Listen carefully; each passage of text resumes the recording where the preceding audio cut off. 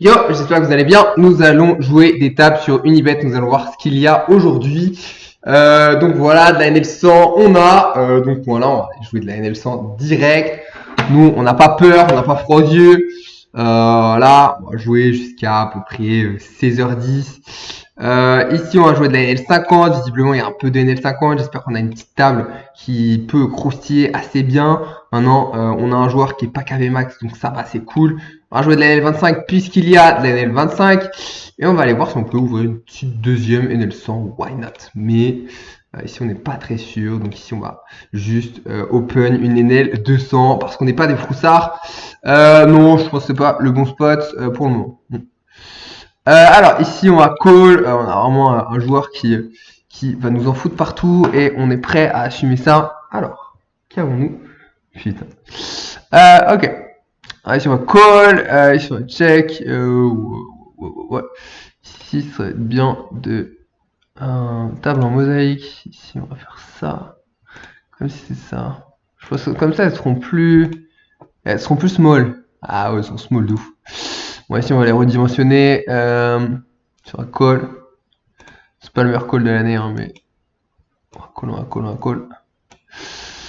Alors, redimensionner tout ça. Cool, la table. Ah oui, j'ai pas encore changé. Enfin, j'ai encore pas changé de pseudo. Alors, ça check. Non, ça check pas. Ça. Cool, ok, ça marche. Ici, on va check encore. Et on va check fall, malheureusement, parce que il est très trop souvent devant. On n'a pas gagné de l'équité. Et oh, il nous a pas bête. Donc, c'était peut-être pas un si mauvais call turn. Alors je m'organise pour faire des tables à peu près carrées. Ici je vais check. C'est chiant ici. Il a quand même sacrément souvent touché. Et ici, s'il décide de pas bluff turn, c'est que... Quoi S'il décide de pas bluff turn, c'est qu'il va probablement pas bluff river, il a même pas semi-bluff, donc ici on est très très souvent derrière. Il n'y a pas grand intérêt à call, et c'est dommage. Enfin c'est dommage, c'est triste, c'est la vie, hein. C'est évidemment la vie, c'est terrible. Ici on va fold.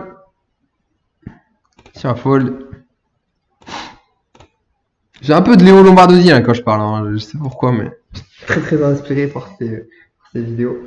Alors ça m'énerve d'avoir des trades, de recevoir des trades où je ne suis pas dedans. Voilà, je vois les TP qui fonctionnent et les take profit qui fonctionnent et tout. Si on open donc, contre Anthony Alcatraz, c'est pas une très très drôle van, mais bon. Ici on va essayer de 3 quarts pour vraiment prendre un maximum.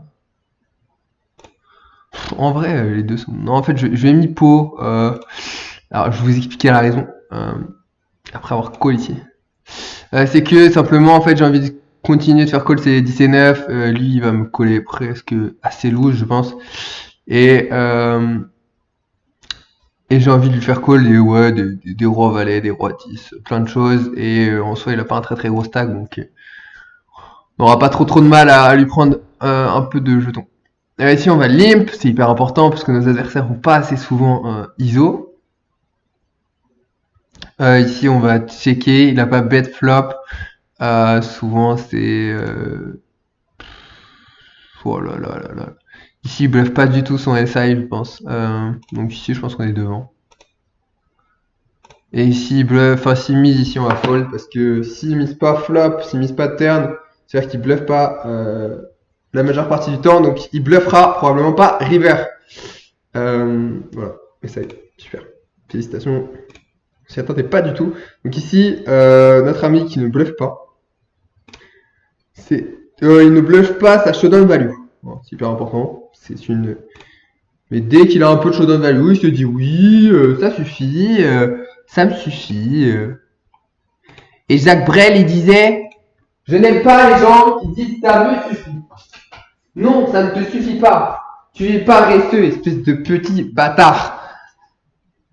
Et il avait pas tort. Ici, ça donc, bon, c'est très souvent weak, mais cependant, je pense que ça peut call. Donc ici, on peut vraiment parpiner parce qu'il a souvent des axes moins bons quand même. On va pas se mentir. Il a pas souvent des flush droits. Donc ici, là, snap check, voilà, je vais quand même check, on va pas de control. J'aime pas du tout cette expression, mais en fait, juste, genre là, c'est une carte qui arrange tellement sa range que voilà, c'est tellement dégueulasse pour nous que voilà. Et là, on va check call, donc pas grand chose d'autre à faire, je pense. Et il avait la flush. Mais en fait, il a des assists moins bons qui m'ont bête, donc pas grand chose trop à faire, je pense. Alors ici, on peut 3 bet, on peut call. Je pense que call, c'est pas mauvais. Ah, ici, on va check raise en protection. Slash value. On va pas check raise trop cher. Ça me paraît bien ici.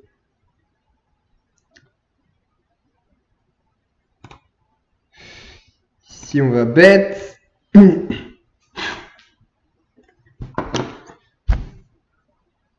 Ok, que flop.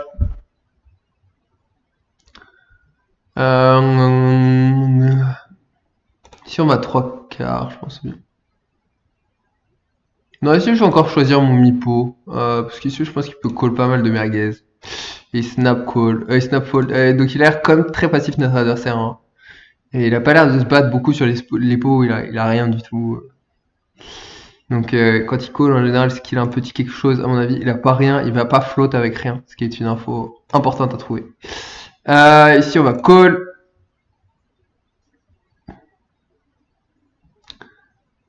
Ok, sois généreux qu'un ray. Hein. Qui est un des seuls règles que j'ai trouvé et qui ne change pas de pseudo. Voilà, c'est catastrophique. C'est catastrophique. Je sais pas quoi dire. Je sais pas quoi dire. C'est nul. Ouais, c'est vraiment nul.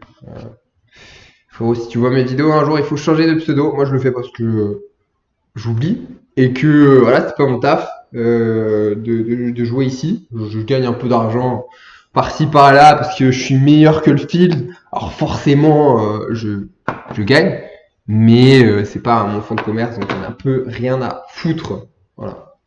Chez nous, on joue de la NL600. Okay.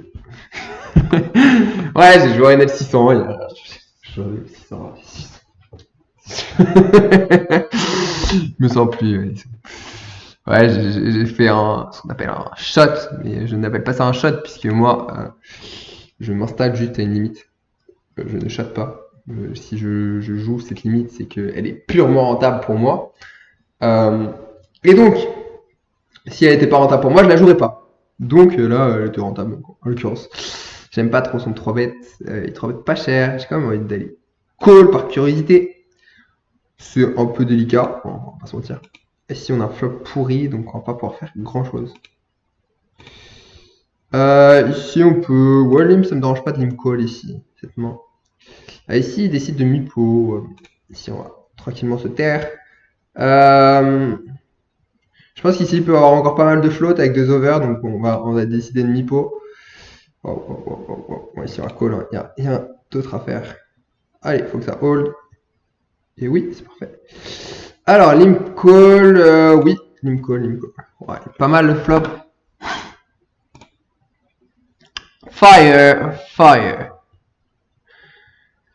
Il décide d'un tiers, donc ici on va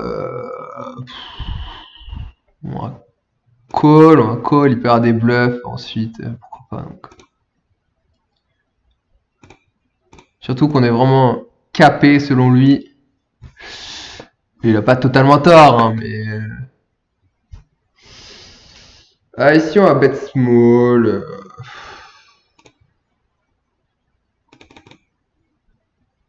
Attends, en vrai, il a pas grand chose. Hein. Le boog. C'est juste une vieille pocket pair, vous allez voir. Il va fold. Et si nous raise ici, on est en PLS. Ouais, bon, c'est bon. Le mec, il a pas raise pas cher. Hein. Bah ici, en vrai, je vois pas comment je peux. Oh, c'est incroyable. Il raise vraiment cher. Je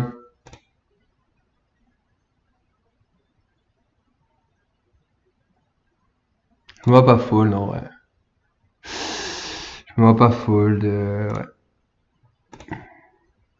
Pas évident. Hein. Pas évident, mais bon, ça bluffe beaucoup trop. Et les mecs vont beaucoup trop se level. Ici, je vais bet ce size. Ça va beaucoup trop se level vs les small size, en fait. Puis là, j'ai vraiment sous-représenté ma main, donc il doit estimer que j'ai pas grand-chose.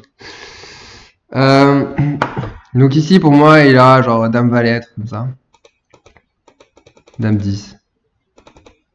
Donc ici, je vais continuer de bet. C'est small. J'estime pas qu'il ait forcément beaucoup de...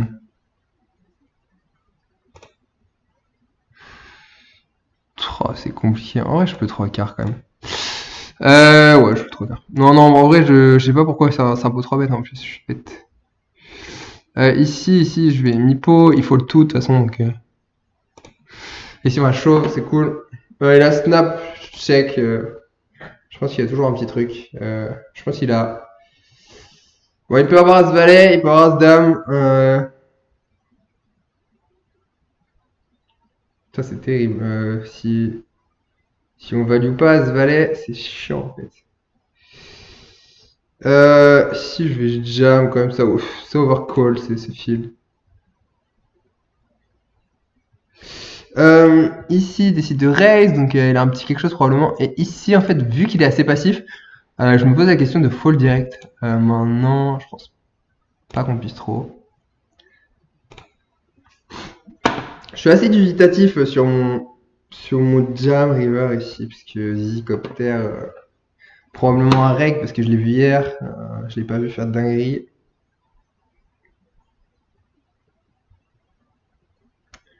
Si on va call, ouais, cool. Et la river est quand même assez cata.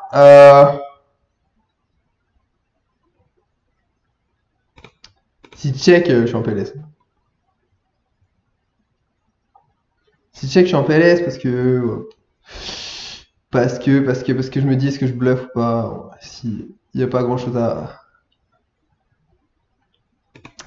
dire, mais ouais, il peut avoir des bluffs, hein, mais il peut avoir des values aussi.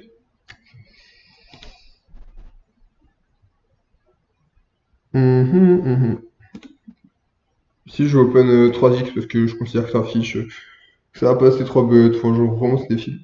Les fils sont assez passifs je trouve ici. Genre vraiment je me fais pas emmerder, ou quand ça 3 bêtes, ça 3 bêtes 5 genre. Ça va.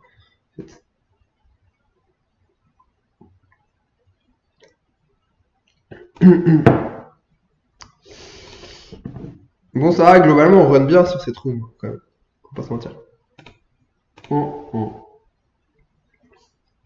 Ça va pas assez ISO ici, je vais lire.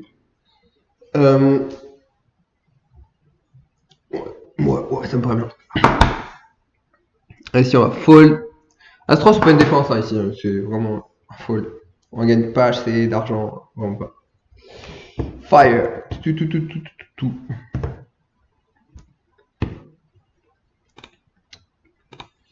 Ici, on va open. On va call. Le but, c'est qu'il y a un maximum de personnes dedans. Dans le coup, ça sert à rien d'isoler. Moi, je trouve que même si, ouais, 6-6, tu peux commencer à isoler un peu. Ouais, ça sert à rien d'isoler trop loose. Ça me dérange pas de laisser rentrer un maximum de personnes dans le coup. Même s'il y a un mec qui isole, ça m'arrange parce que ça fait grossir un peu le pot. Et donc comme ça, si on fait brelan, on prend une tonne. Mais là, c'est vraiment le genre de limite où ça en fout partout. Et j'ai l'impression que quand on fait brelan, on peut faire grossir le pot assez facilement quand même. Donc ouais, ici je vais check. D'ailleurs, hyper important de prendre son temps là pour check. Ça sert à rien d'aller trop vite. Bon, ici, fold. Je vais trop vite parce que c'est pour la vidéo et puis parce que je suis un peu impatient. Mais in-game, dans mes limites, dans mes stakes, je prends mon temps sur chaque décision. D'ailleurs, c'est quelque chose que j'essaye de faire un maximum parce que on a des timing tells qui sont hyper importants et c'est hyper important de les repérer. Donc voilà, dès que je repère que j'ai des timing tells, Du coup, ce que je fais, c'est que j'essaye d'avoir les timings tels presque inverses, parce que les joueurs s'en rendent pas compte que tu inverses tes timings tels. Ils sont perturbés parce que tu as inversé tes timings tels, mais alors là, de là à se rendre compte que toi, tu es capable d'inverser tes timings tels, oh là là. Et en vrai, je mixe aussi, enfin, je mixe dans le sens où je suis DJ et surtout dans le sens où, ben voilà, je veux pas tout le temps adopter, enfin, je veux pas tout le temps faire exactement l'opposé du timing tel qui veut dire exactement l'inverse. Je vais juste des fois, comment dire? Ben, c'est dur. C'est dur. Je viens de tourner une vidéo de quasiment 2 heures pour la masterclass, donc là, je vous avoue que je suis un peu blati. C'est très long une vidéo de 2 heures à tourner, avec plein d'explications à faire, en essayant de transmettre un maximum de contenu. C'est pas évident, je pense, de sortir un produit. Et donc, quand je vais sortir ma masterclass, je vais essayer de la peaufiner, de la retravailler et tout ça. Je pense que c'est quelque chose qui est pas évident de sortir un produit fini, d'être fier de son produit fini. Parce que voilà, pour moi, ce que j'ai envie, c'est que ça fasse progresser un maximum de personnes, que il y ait énormément de value à prendre cette formation. Et donc, du coup, évidemment, il faut être sûr de soi et c'est pas toujours évident d'être sûr de soi. Alors que pourtant, effectivement, je vais quand même jouer des limites qui sont assez hautes et je suis gagnant sur des limites qui sont assez hautes. Donc voilà. Je sais pas si le NL 600 c'est assez haut pour vous, mais en tout cas, je sais que il y a pas mal de joueurs qui pensent que c'est assez grand et que c'est assez pas facile. C'est de la NL.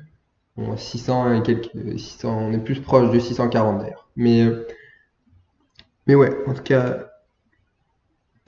très, pas facile. En tout cas, je trouve. Ici, je vais un tiers, tranquillement. Mais en vrai, j'ai de la chaude. Je vais pas me prendre la tête. Putain, je suis fatigué. Ici, de toute façon, il me reste 2 minutes de vidéo. Donc, à un moment, je vais te dire. Link flip, ici, je vais checker. Ici, je fold directement. Ici, je fold aussi.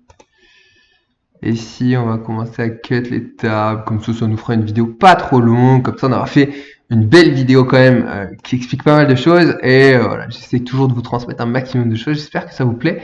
Ici, je vais pas fold tout de suite, parce que tout simplement, il y en a qui vont pas assez choisir ce size avec les valets, il y en a qui vont prendre trop ça en bluff. Donc voilà, ici, c'est un call. Surtout contre le field qui est capable de belles dingueries. Par contre là, s'il commence à bet, je vais être en PLS, on va pas se mentir. Il a l'air assez fluide sur son bet en plus. C'est vraiment pas évident.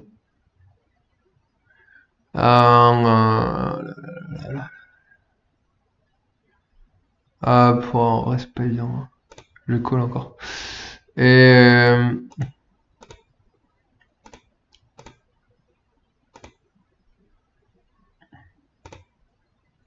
en fait, j'ai l'impression qu'ils vont mettre 3, j'ai l'impression qu'il a les valets tout le temps. Donc, bon. Oh là là, il bet très vite. Hein. Bet. Les mecs, ils ont pas les couilles. Il y a quelque chose qui me fait dire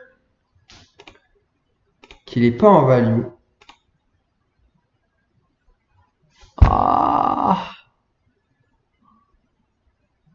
J'ai pas. J'ai pas. Ça me gave. J'ai pas.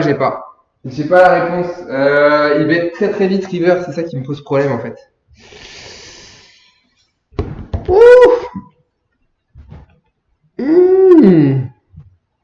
Pas évident. Je serais curieux de savoir ta main si tu viens dans le chat un de ces jours, si tu vois la vidéo. C'est pas évident celle-là. J'ai presque envie de call. Ici, je bête, je pense que ça peut fold de temps en temps. C'est assez instinctif hein, comme bête ici. Ah, je suis... Je suis pas... Je suis pas content. Euh, je suis pas content, je suis dubitatif, je suis tout. Ouais, moi aussi, je vais partir quand même. Ici aussi, du coup. Et on va rester juste là. Ouais, je suis assez dubitatif sur ce fold. En fait, le truc, c'est que quand il bet turn, il va bet river tellement souvent. Et... En fait, c'est ce qui bet turn suffisamment avec flush draw. Oh là là. Quelle décision pourrie. Et si, en fait, si la flush draw, est-ce qu'il s'arrête souvent de miser river? C'est ça qui est hyper important à savoir. Parce que s'il s'arrête jamais de miser river et que tu sais que tu fold 100% des rivers, en fait, tu peux fold turn. Mais ouais, c'est là, je suis pas sûr de la décision, je vous avoue. Bon, en tout cas, voilà. J'espère que cette vidéo vous a plu et que vous avez appris des choses. Et je vous dis à bientôt. Allez, ciao ciao les amis. Et n'hésitez pas à m'aimer, parce que c'est bien de m'aimer. Et abonnez-vous. Voilà, pour me suivre dans cette épopée incroyable. Allez, bisous.